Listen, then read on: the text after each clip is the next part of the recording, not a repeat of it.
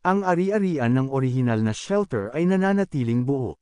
Ang lugar ng mga alagang hayop, sapatos ng sakahan, ang fish pond, at ang planting field ay kasalukuyang nire-renovad. Ang Thermal Energy Detection Radar Tower ay natapos ng buuin, na may saklaw ng deteksyon na 30 kilometro, habang ang Electromagnetic Interference Tower ay may saklaw ng interferensya na 20 kilometro. Ang mga turret ay kasalukuyang itinatayo. Pagkatapos ng pag-upgrade, masayang napansin ni Han, ang fish pond ay lumaki na parang opisyal na lawa. Sinabi ng system, ang Level 2 shelter upgrade ay kumpleto na. Ang planting field ay pinalawak sa 300 ektarya. Ang livestock area ay pinalawak sa 3 ektarya. Ang fishing area ay pinalawak sa 5 ektarya. Binabati kita, tagumpay mong na-upgrade ang shelter sa level 2 at natanggap mo ang upgrade gift package. Dahil na-upgrade ang shelter, na-unlock ang permiso ng disguise. Nag-unlock din si Ran ng bagong skill na tinatawag na Life Flow Mystery. Napaisip siya, ang level 2 shelter ay parang isang military fortress, sobrang astig. Pero medyo kapansin-pansin ito. Pag-activate ng disguise, inutusan niya ang system na itago ang itsura ng level 2 shelter at gawing parang level 1 shelter pa rin ito. Ginamit ng system ang disguise skill upang itago ang itsura ng shelter. Napasaya si Ran, pagkatapos i-on ang disguise, ang makikita ng iba ay ang luma at sira-sirang farm tulad ng dati. Malaki ang matitipid kung gulo. Bagong skill, Fatal Weakness. Naalala ni Ran ang bagong skill na natutunan niya, ang Fatal Weakness. Level 1 Shelter Skill, Eye of Truth, makita ang datos ng lahat ng bagay. Level 2 Shelter Skill, Life Flow Mystery, makita ang batas ng lahat ng nabubuhay at tuklasin ang kanilang pinakamapanganib na kahinaan. Sinubukan niya ito kay Xiao at napansin ang kanyang kahinaan. Tinanong niya ang system, may limitasyon ba sa paggamit ng Flow Mystery? Sumagot ang system, wala. Lahat ng lahi o nilalang sa mundo ay may kahinaan, kahit ang pinakamadalang na Ancient Divine Type Evolvers. Ngunit ang kanilang kahinaan ay kadalasang mahusay na nakatago. Nakangiti si Ran, kung ganoon, kahit puno ng evolved beings ang hinaharap, kaya ko silang talunin sa isang galaw lamang. Pag-ani ng cherry tomatoes. Sinabi ng system na ang level 4 cherry tomatoes ay handa ng anihin. Iniisip ni Ran na maaari na niyang i-reset ang evolution direction ni Han at Xiao gamit ang mga ito. Matapos ang ani, kumain sina Xiao at Han ng mga cherry tomatoes. Ebolusyon ni Han at Xia. Naging alerto si Han habang kumakain ng marami pang cherry tomatoes, determinado siyang hindi matalo kay Xiao. Bigla siyang tumigil habang isang malakas na enerhiya ang bumalot sa farm. Gulat si Ran, ngunit sinabi ni Han, nagawa ko na. Sumagot ang system, Han, Intelligent Brain Evolver. Mga skills, Magnetic Field Mystery at Eye of Truth. Masayang sinabi ni Ran, well done, Han. Ngunit biglang nagsimulang umungol si Xiao habang lumalabas ang napakalakas na enerhiya mula sa kanya. Excited si Han, ang astig niya. Sumagot muli ang system, Xiao, Sacred Beast King. Skill, King's Pressure. Pagsisimula ng Second Destruction Wave. Sa ibang lugar, may isang lalaking nagtanong, kumusta ang pakiramdam mo? Sumagot si Bai, napakaganda.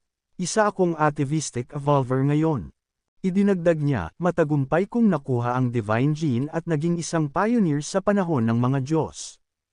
Habang papalapit ang countdown, 5 segundo, 4 na segundo, 2 segundo, 1 segundo, dumating ang Second Destruction Wave, at inihayag ng system, ang aktibong water-based life sa Earth ay magsisimulang magpakita mula ngayon.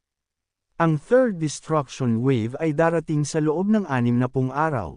Sinabi ng system sa lahat ng maswerteng manlalaro na pahalagahan ang panahong ito. Samantala, iniisip ni Ran ang tungkol sa pinagkukunan ng tubig. Sa isang bahagi ng karagatan, may isang warship ng European Union na nagkakaroon ng kakaibang problema. Sa warship, isang tauhan ang nagsabi sa kapitan, wala tayong natatanggap na signal. Nawalan na ng lahat ng komunikasyon. Lumabas sila upang tingnan ang karagatan, at lahat ay nagtataka kung paano ito naging ganoon. Ang kulay ng karagatan ay naging kakaiba, at napansin nilang puno ito ng mga mutated sea creatures. Ang kapitan ay nagtanong, ano ang nangyayari? Bakit tila natutunaw ang lahat ng nilalang sa tubig, at bakit pula ang kulay ng karagatan? Sa laboratorio, isang tao ang pumasok sa laboratorio at kinuha ang Divine Gene, na sinasabing, kaya ito pala ang Divine Gene. Hindi ko inakala na magagawa niya talaga ito. Biglang inatake siya ni Bai, na nagsabing, sino ka at bakit mo hinahawakan ang mga gamit ko? Ngumiti ang lalaki at sinagot si Bai, mukhang matagumpay ang iyong evolution. Dumating ka ng mabilis, kaya sigurado akong may nag-trigger nito. Itinanong ni Bai kung paano nakuha ng lalaki ang password ng kanyang ligtas na kahon. Napansin ng lalaki, ikaw nga ang tunay na tagapagmana ng pamilya Bai. Tama ang headquarters na ipasa ang proyektong ito sa iyo. Nagawa mong ang kunin ang Divine Gene. Si Bai Jingming, nakita ni Bai ang lalaki at nagulat. Ikaw pala, Bai Jingming. Anong ginagawa mo rito? Sinabi ni Jingming na may dala siyang utos mula sa headquarters. Simula ngayon, ako na ang mamamahala sa lahat ng proyekto sa southern side. Ikaw naman ay kailangang bumalik sa headquarters para mag-ulat. Ngumiti si Bai at tinanong, ikaw lang ba? Mukhang masyado kang kumpiyansa. Sumagot si Jingming, syempre, hindi lang ako. Matagal nang iniulat ang datos ng iyong evolution. Hindi ako dumating dito nang hindi handa. Sa likod ni Jingming, may mga tauhan na may dalang baril. Tinanong ni Bai kung anong ibig sabihin nito. Ipinaliwanag ni Jingming. Bakit hindi mo agad iniulat ang tagumpay ng iyong research sa headquarters? Tila may sarili kang agenda. Subalit, ang lahat ng naabot mo ay utang sa pamilya Bai at sa headquarters, kaya natural lamang na ibalik mo ito. Galit na sagot ni Bai, kahit ilang taon na tayong hindi nagkikita, Jingming, hindi ka nagbago. Mandarambong ka pa rin. Tinugon ito ni Jingming, hindi ito pagnanakaw, tinatawag itong profit recovery. Ang lahat ng ito ay utang mo sa pamilya at headquarters. Ngunit mariin na sinabi ni Bai. Ang sinasabi mong kaligayahan, ay magiging impyerno. Alam kong magiging eksperimento lang ako sa Divine Creation Project. Nagsalita si Jingming at sinabi, aking mabuting nakababatang kapatid, ginamit mo rin naman ang sarili mong katawan para sa eksperimento, kaya hindi dapat maging problema sa iyo kung pag-aaralan din namin ito. Sa pagkakaalam ko, dalawa lang ang kopya ng Divine Gene na nagawa mo, ginamit mo ang isa sa sarili mo. At ang isa pa ay nasa kamay mo, syempre gugustuhin ko ang ganoong napakahalagang sample. Sabay iniutos ni Jingming sa kanyang mga kasama, dalhin na ang mga tao palapit sa kanila. Sa gitna ng tensyon, isang tauhan ang nagsabi kay Bai na tulungan siya. Ngunit walang interes si Jingming na pakawalan ang mga manggagawa, kasama si Technician Lan Ning. Ayon kay Jingming, ang lahat sa Southern Side Research Institute ay hawak na niya. Pinilit ni Jingming si Bai na sumuko, walang saysay ang iyong paglaban. Kahit evolved ka, tao ka pa rin. Ang katawan mo ay hindi makakayanan ang mahigit 20 baril. Nagplano si Bai ng pagtakas. Totoo, wala akong laban sa ganito karaming armas, pero sa tulong ng aking bilis, kaya kong makatakas. Biglang nagkaroon ng malakas na pagsabog, na nagpahinto sa lahat. Sa farm. Nagbalik ang eksena kay Han, na nagkomento habang nakatingin sa mesa, grabe, gustong-gusto ko talaga ang barbecue. Napansin ni Ren na wala talagang ayaw kainin si Han. Tinanong ni Uncle Nan si Ran. Young Boss Ran, anong selebrasyon ang meron ngayon? Ipinaliwanag ni Ran na ito'y upang ipagdiwang na natukoy na nila ang lahat ng direksyon ng ebolusyon. Dagdag niya, naglagay ako ng maraming effort sa pagkain na ito. Maraming high-grade ingredients ang idinagdag. Narito na ang ikalawang wave ng destruction, at lahat ay nasa level 1 pa rin. Gusto ko sanang mapabilis ang pag-level up ng lahat. Ito ang pagkain mula sa level 3 at level 4. Naglaway si Han at sinabing, Big Brother, sa gara ng selebrasyong ito, bakit hindi kumakain si Xiao He kasama natin? Sinabi ng system kay Ran ang kondisyon para makabalik si Xiaohei sa kanyang Beastman form.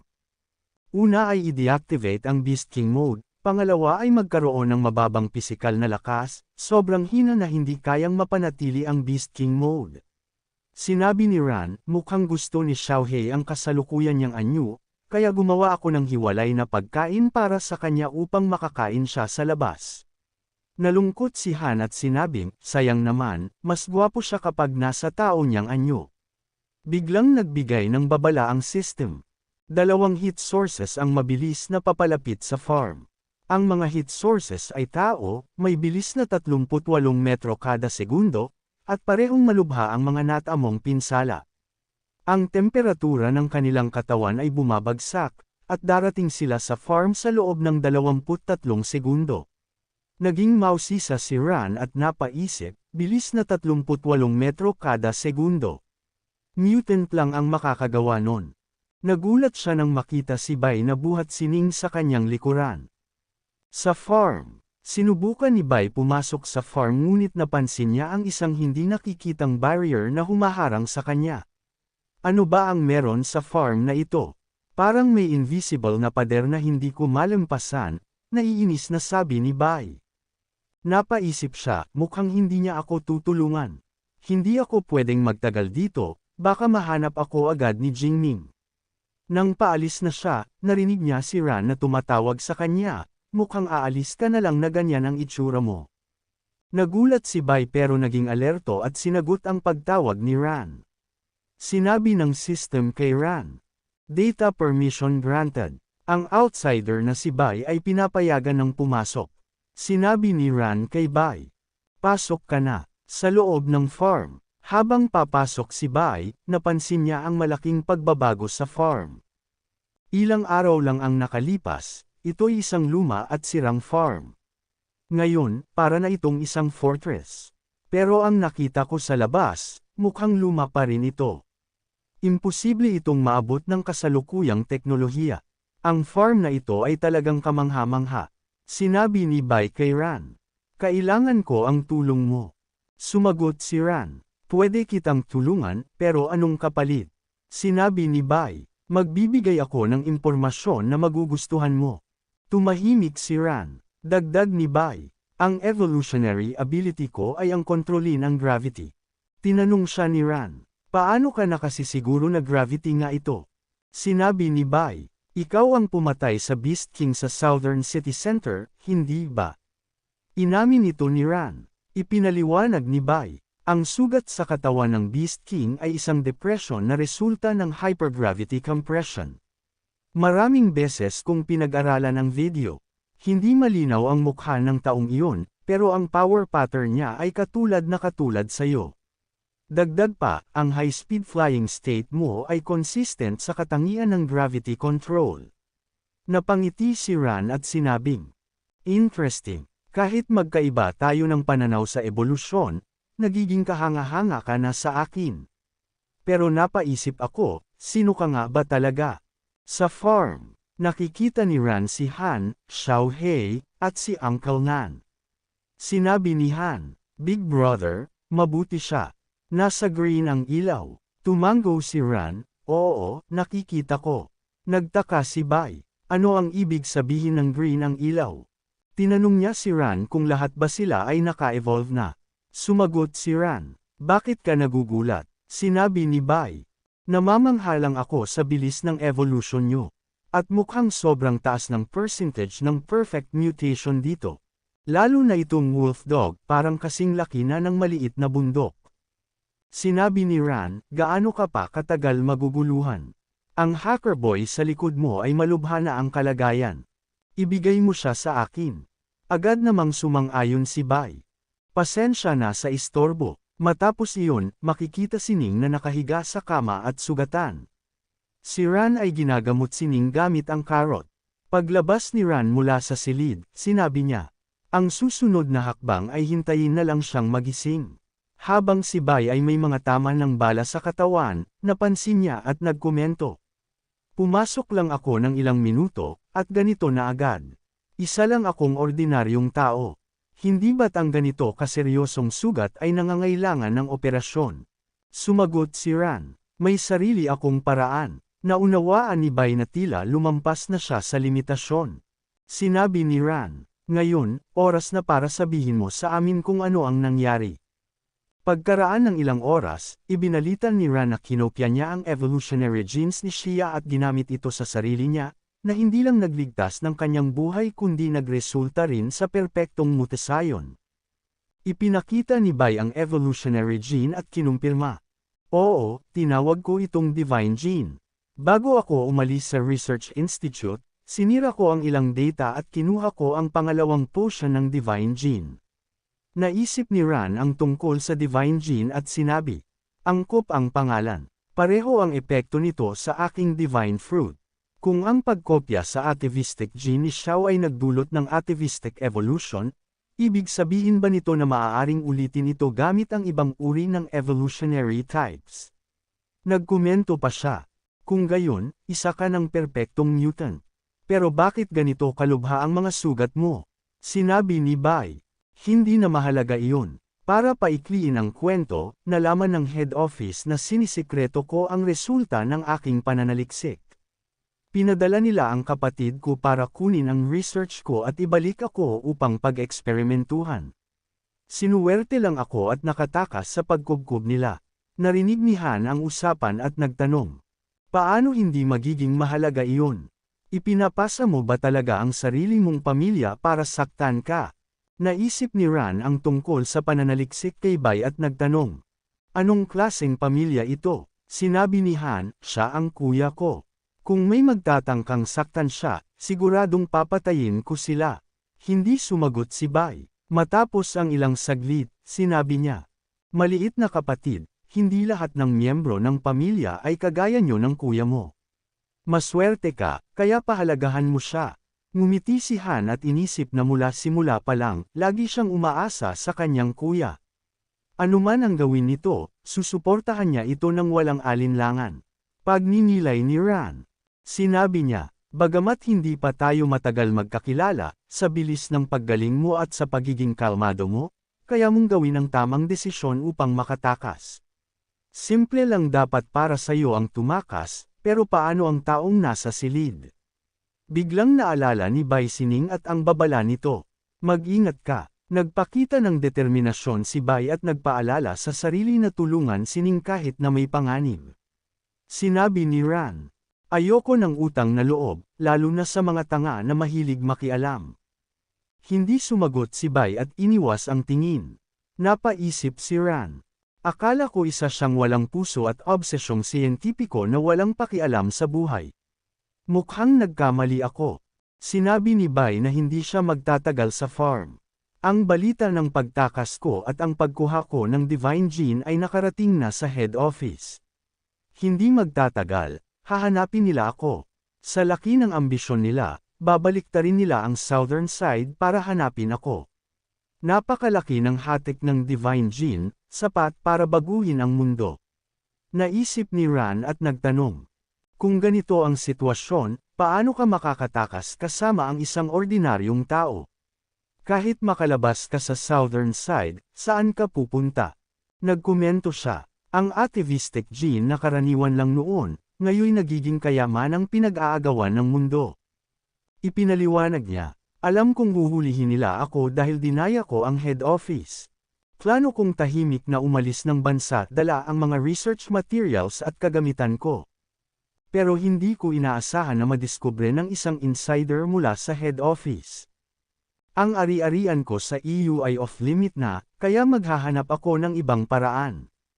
Sinabi ni Bai na pupunta siya sa Storm Island,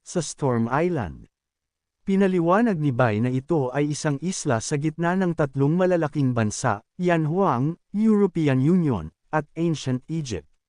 Dahil sa kakaibang terrain, ang lugar ay palaging tinatamaan ng bagyo buong taon. Dahil dito, hindi ito naangkin ng kahit sino. May mga ilang residente na nabubuhay sa isla sa pamamagitan ng pangingisda at pag-aalaga ng hayop. Sobrang atresado ang antas ng teknolohiya at sibilisasyon doon. Idinagdag ni Bai. Nagpatayo ako ng maliit na base sa Storm Island ilang taon na ang nakalipas. Ginamit ko ang lugar na iyon para sa biological research. Nagulat si Ran matapos marinig ang kwento ni Bai. Ipinaliwanag ni Bai na hindi niya iniulat ang Storm Island sa head office, kaya't ito ang pinakamahusay na lugar para magtago. Nagtanong si Ran kung ano nga ba talaga ang head office. Inilarawan ni Bai ang headquarters ng North Asia United Umbrella Corporation bilang isang monopolyong grupo na binubuo ng ilang malalaking pamilya. Kasama ang 5 pangunahing pamilya, Bai, Ren, Lan, Xin, at Zhong, sila ang pundasyon ng head office at sentro ng kapangyarihan. Matapos magbago ang mundo, napansin ni Bai ang mga walang hanggang posibilidad na dala ng mga radioactive plants. Iminungkahi niya ang Divine Creation Project sa head office. Gayunpaman, hati ang opinyon tungkol dito. Maraming tumutol dahil sa paniniwalang labag ito sa diwa ng makataong prinsipyo. Ngunit nakita ng Bai family, Ren family, at Lan family ang malaking pakinabang sa proyekto, kaya't binigyan siya ng lahat ng kailangang resources para magtayo ng research institute sa Southern City. Ginamit niya ito sa ilalim ng pangalan ng pag-aaral ng bagong gamot, ngunit ang tunay niyang layunin ay gamitin ang resources ng head office upang maisakatuparan ang kanyang plano. Bagamat bahagi siya ng Bai family, isa lamang siyang anak sa labas kaya't wala siyang kapangyarihan sa desisyon ng pamilya. Upang makuha ang nais, kailangan niyang gumawa ng mga kasinungalingang mahirap tanggihan. Akala niya ay kontrolado niya ang lahat, ngunit malinaw na hindi pala. Tahimik na nakinig si Ran at ngumiti bago inalok si Bai na dalhin siya sa Storm Island. Nagulat si Bai at nagtanong kung paano sila makakapunta roon. Ipinaliwanag niyang hindi sila maaaring sumakay ng barko dahil sa polusyon ng karagatan at ang posibilidad na umatake ang mga mutated sea beasts. Sinabi rin niyang binabantayan ng head office ang lahat ng airline. Nagpatuloy si Ran at nagtanong kung sino ang nagsabing kailangan nila ng barko. Sinabihan niya si Bai na sumunod sa kanya. Lumabas silang dalawa at nakita ni Bai ang isang helicopter. Ipinaliwanag ni Ran na ang stealth paint ng helicopter ang magpapaiwas dito sa radar. Hindi lamang nito ligtas na dadalhin si Bai at ang kanyang hacker boy sa Storm Island, kundi magdadala rin ito ng lahat ng laboratory equipment at mga supply na kailangan niya. Natahimik si Bai at nagtanong kung bakit siya tinutulungan. Sinabi niya kay Ran na akala niya'y masyado itong extreme ang kanyang mga ideya. Ipinaliwanag ni Ran na nagbago ang kanyang pananaw matapos masaksihan ang napakaraming malulupit na pangyayari, lalo na sa polusyon ng dagat. Kailangan na ng sangkatauhan ng mga radikal na pagbabago. Gayunpaman, kung tatanggapin ni Bai ang kanyang suporta, kailangang baguhin ni Bai ang ilan sa kanyang mga konsepto. Nanahimik si Bai at kalaunan ay nangako na kung tutulungan siya ni Ran na makarating sa Storm Island kasama ang kanyang kagamitan, darating siya balang araw kapag kailangan siya ni Ran, kahit pa ito'y libu-libong milya ang layo. Wala siyang pakialam sa oposisyon, tutulungan niya si Ran at lilinisin ang mundo para sa kanya. Nakipagkamay si Ran kay Bai at pinaalala ang pangako nito. Ngunit sinabi rin niyang hanggat hindi niya ito napapalipad, hindi ito maaaring kumain at tumira ng libre sa kanyang lugar. Kailangan muna nitong tumulong magpakain ng mga tupa sa loob ng ilang araw. Naging interesado si Bai. Pagkatapos, makikita si Jingming na nakikipag-usap sa isang lalaki. Sinabi ng lalaki, nanlaban siya, kagaya ng inaasahan ko. Naglaan ako ng maraming paghahanda, ngunit nabigo pa rin akong pigilan siya. Isa itong pagkukulang sa tungkulin. Sumagot si Jingming, Ama, hindi ko lang inaasahan na magiging ganito kalakas ang kanyang evolutionary abilities. Ngunit huwag mag-alala, hindi siya makakalayo. Nagpadala na ako ng mga tao para siyasatin at bantayan ang lahat ng airline at iba pang transportation hub sa buong southern side. Kontrolado rin natin ang medical industry. Si Lan Ning ay isang ordinaryong tao lamang na malubha ang sugat. Kung wala siyang sistematikong medikal na paggamot, tiyak na hindi siya makakaligtas. Kapag nagpakita siya, madali natin siyang mahuhuli.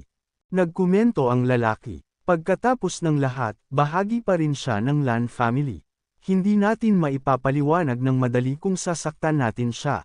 Iginiit ni Jingming, Ama, buhay man o patay si Lanning, kasalanan lahat ito ni Bai, ang taksil na iyon.